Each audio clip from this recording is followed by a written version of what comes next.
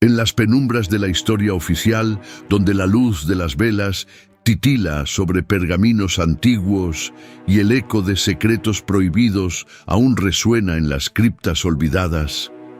Bienvenidos a este documental que nadie osó filmar.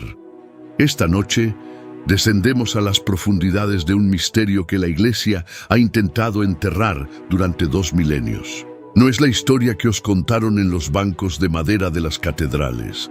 Es la verdadera historia de María Magdalena, la que fue borrada, reescrita y perseguida. Imaginad el año 325 después de Cristo. El emperador Constantino convoca el Concilio de Nicea.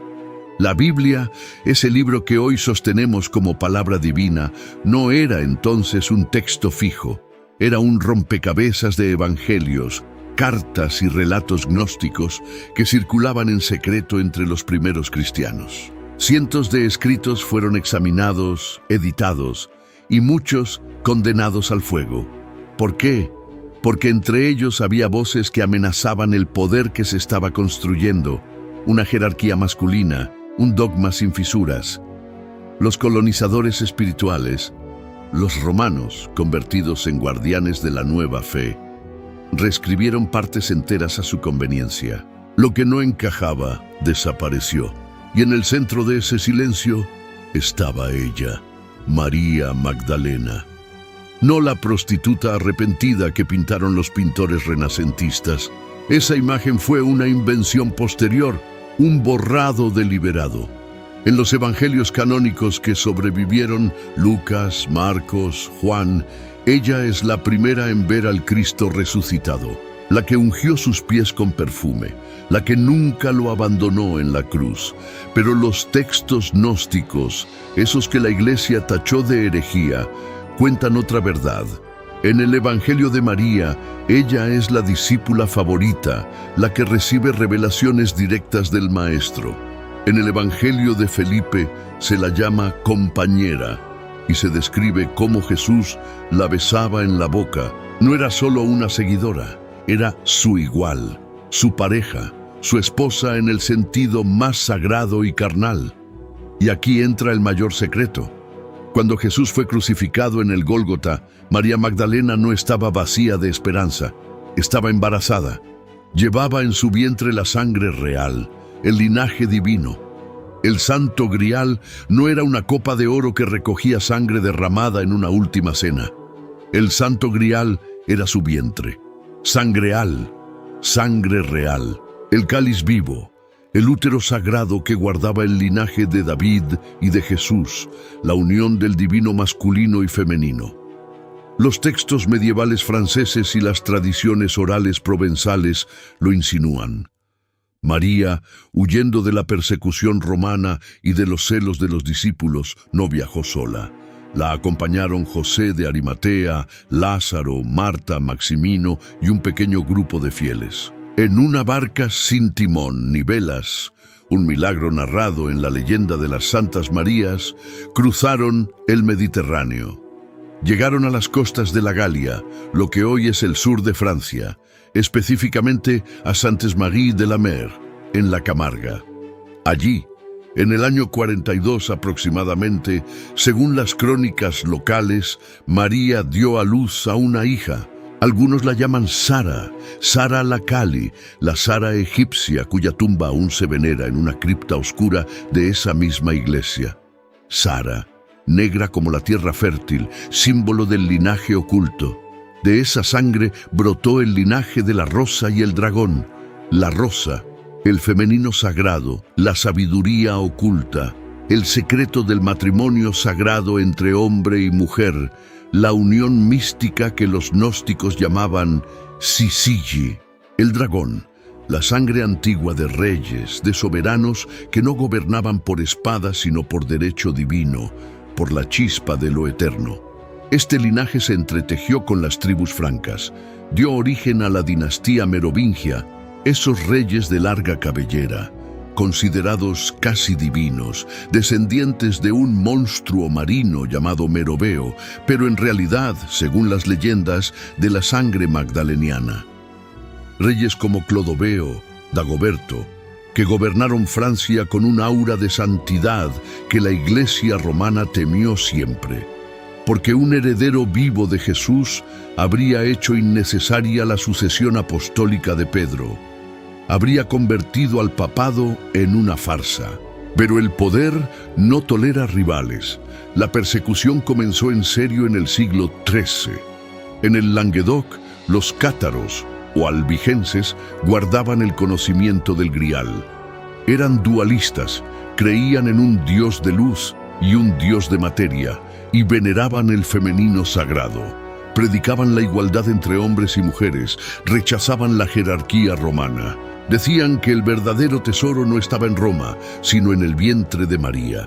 La Iglesia respondió con la cruzada albigense, la primera cruzada interna de Europa. En 1209, el Papa Inocencio III ordenó: «Matadlos a todos, Dios reconocerá a los suyos». Besiers, Carcasona, Montsegur, fortalezas enteras quemadas. En Montsegur, en 1244, los últimos cátaros perfectos fueron lanzados a la hoguera. Se dice que 4 escaparon con un tesoro, no oro, sino documentos, reliquias y el secreto del linaje. El Grial huyó una vez más, y aquí entran los caballeros templarios. Fundados en 1119 para proteger a los peregrinos en Tierra Santa, se convirtieron en los banqueros de Europa, excavaron bajo el templo de Salomón en Jerusalén. ¿Qué encontraron? Algunos dicen, los documentos del linaje, mapas, el conocimiento gnóstico, el priorato de Sion. Esa sociedad secreta cuya existencia real se debate, pero cuyos dossiers secretos aparecieron en la Biblioteca Nacional de Francia, los usó como brazo armado. Los templarios custodiaban el Grial vivo, las familias descendientes. Pero en 1307, el rey Felipe IV de Francia, endeudado con ellos, y el Papa Clemente V conspiraron. Arrestos masivos en Viernes 13, torturas, confesiones forzadas de idolatría, herejía, besos obscenos. Jacques de Molay, el gran maestre, quemado vivo en 1314. «Dios vengará a nuestra muerte», gritó. La persecución no era solo por riqueza, era por el secreto, la sangre que amenazaba el trono de Pedro. El linaje sobrevivió en la sombra. Se dice que se ramificó en familias nobles europeas, los Plantard, los Saint-Clair, los Habsburgos, pistas en la arquitectura, la geometría sagrada de catedrales como Chartres, donde la rosa gótica simboliza el útero. En Rennes-le-Château, un cura pobre, Bérenger Saunier, descubrió en 1885 pergaminos que lo hicieron millonario de la noche a la mañana. ¿Qué decían? Mapas del Grial, genealogías. Construyó una iglesia con demonios y vírgenes invertidas, un jardín con la estatua de María Magdalena. Murió sin revelar el secreto, pero dejó un epitafio: «Et in Arcadia ego», en Arcadia estoy yo. Arcadia, el paraíso perdido donde el linaje floreció. Otros rastros en el arte. Leonardo da Vinci, supuestamente gran maestre del priorato, pintó en la Última Cena a una figura femenina al lado de Jesús, Juan el Bautista o María. En la Virgen de las Rocas, 2 niños, uno bendiciendo, otro no. Símbolos del linaje legítimo. Y en el Louvre, la Mona Lisa, una sonrisa que guarda un secreto. ¿Es todo esto pura leyenda? Los textos gnósticos existen. Las crónicas provenzales de Saint-Exupéry de la Mer están documentadas desde el siglo XI. La masacre de los cátaros es historia oficial. La caída de los templarios también.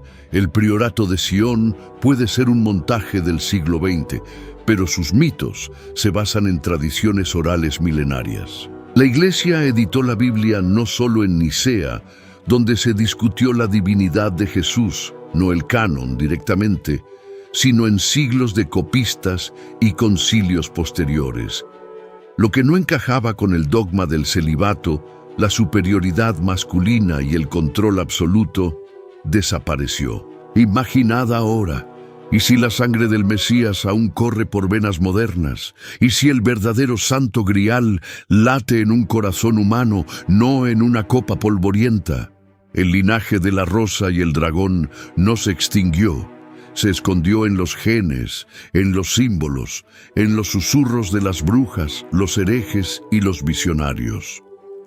Hoy, en un mundo donde la Iglesia ya no quema libros pero sigue silenciando lo femenino, el secreto resurge. Libros como El Enigma Sagrado de Weigand, Leigh y Lincoln, en 1982, o El Código da Vinci lo popularizaron, pero ellos solo rascaron la superficie. María Magdalena no fue solo una discípula, fue la esposa, la portadora, la guardiana. Su vientre, el origen de un linaje que une cielo y tierra. Perseguida por reyes y papas, custodiada por templarios y cátaros, susurrada en las cuevas de Saint-Thébaume, donde se dice que vivió como ermitaña 30 años. Su historia es la nuestra, la lucha entre el poder y la verdad, entre el dogma y la gnosis. ¿Qué haríais si mañana descubrierais que descendéis de esa sangre?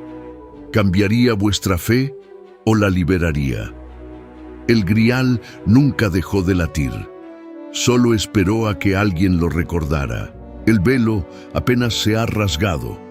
Ahora descendemos más profundo, a las raíces ocultas del linaje de la rosa y el dragón.